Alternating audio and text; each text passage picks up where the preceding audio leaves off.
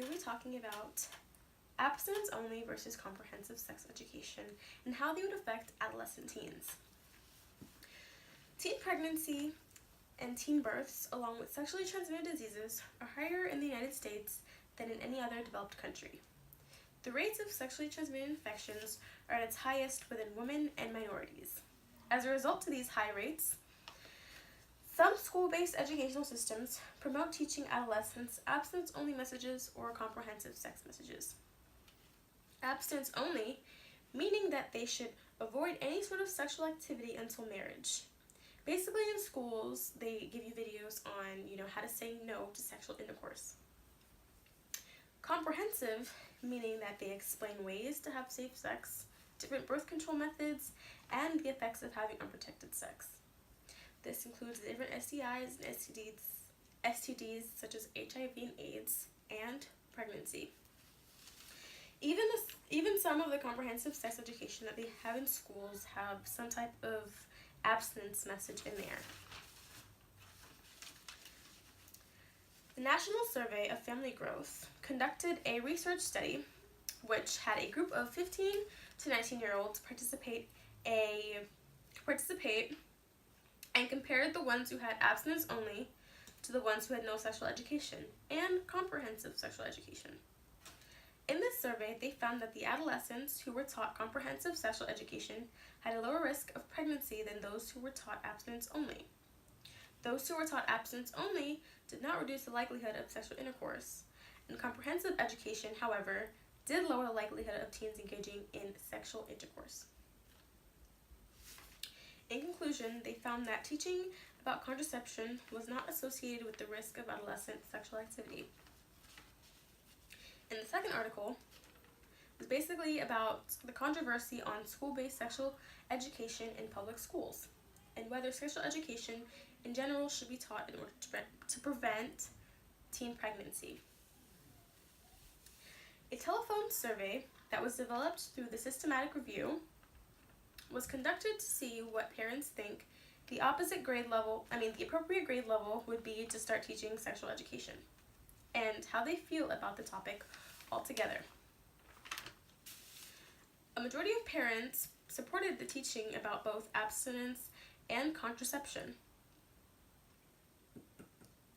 The parents who answered the telephone survey agreed that most topics should first be taught during middle school years. In 1998, the Social Security Act provided $15 million in annual grants for abstinence-only education. They also specified that the funds could not be used to discuss contraceptives except to emphasize its failure rates.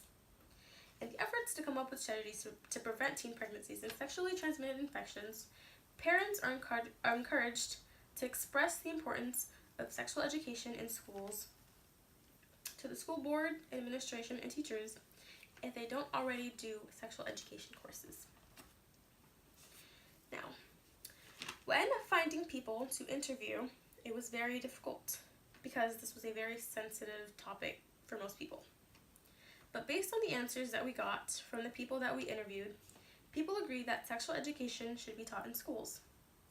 They all also agreed that comprehensive sex education should be taught more than abstinence, because if you just tell them to not do it, then you're just not really paying attention to any questions that they might have.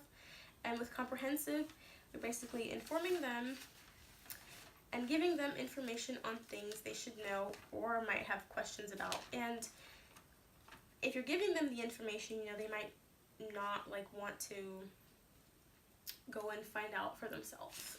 Another thing that was discussed when we asked people questions was, social media and teens seeing celebrities like Kylie Jenner having kids at a young age.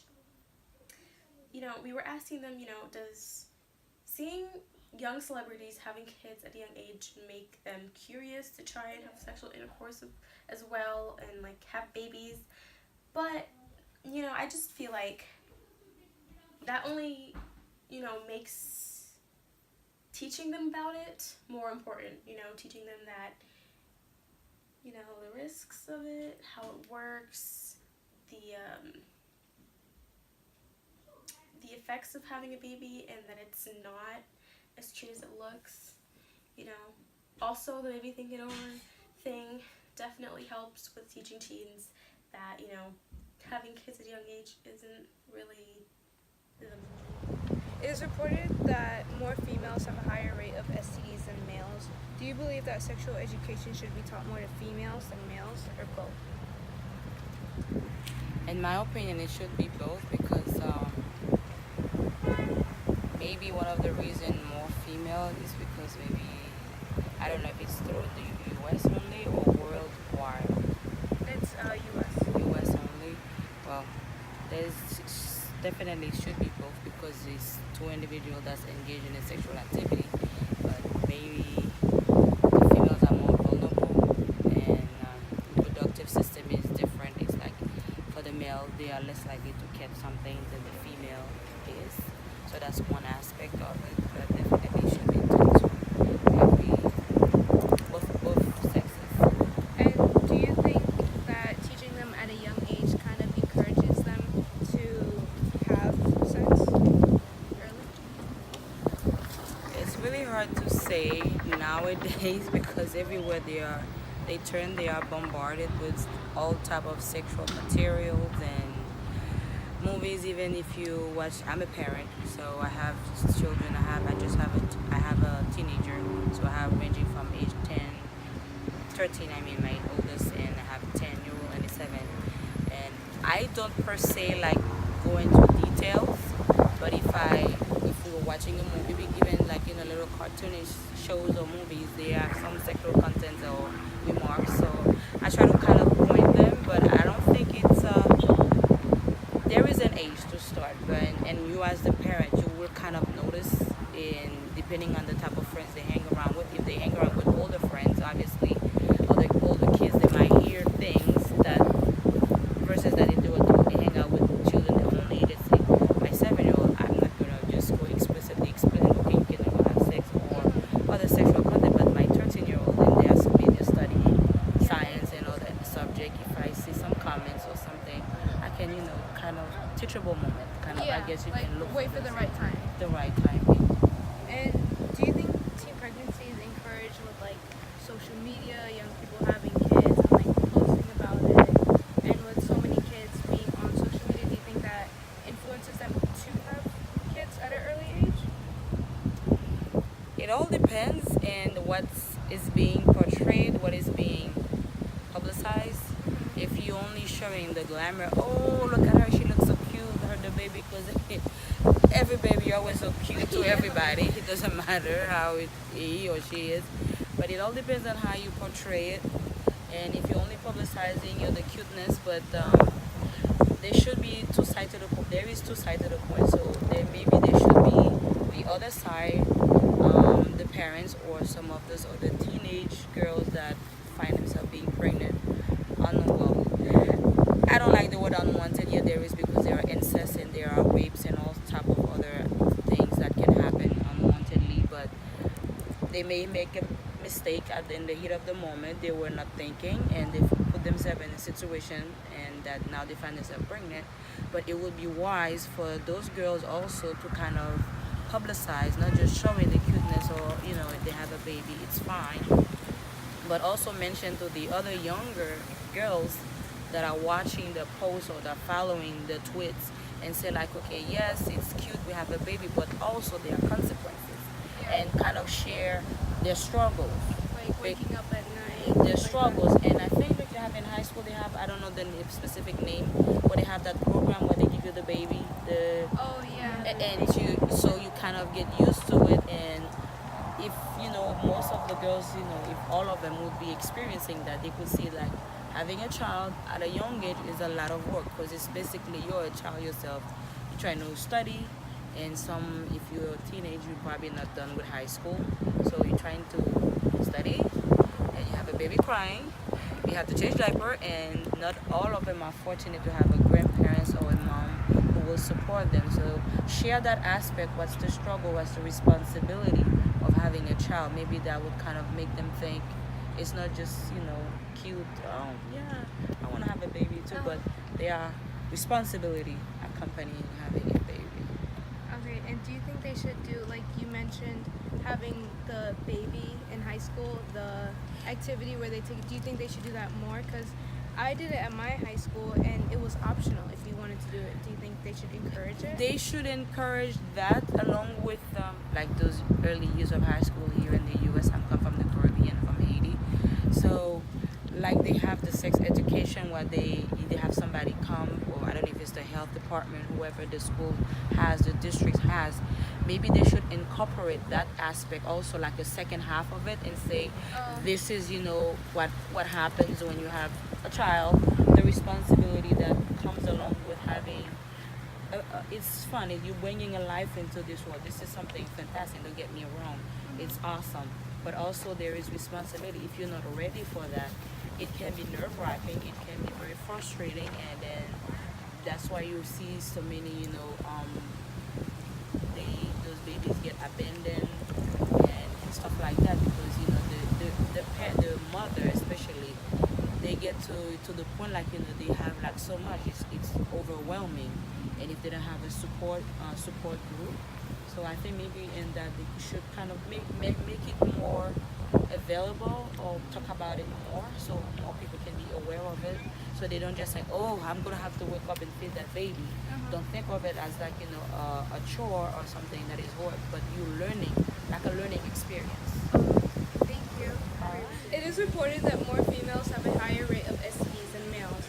Do you think that sexual education should be taught more to females than males, or both? Why?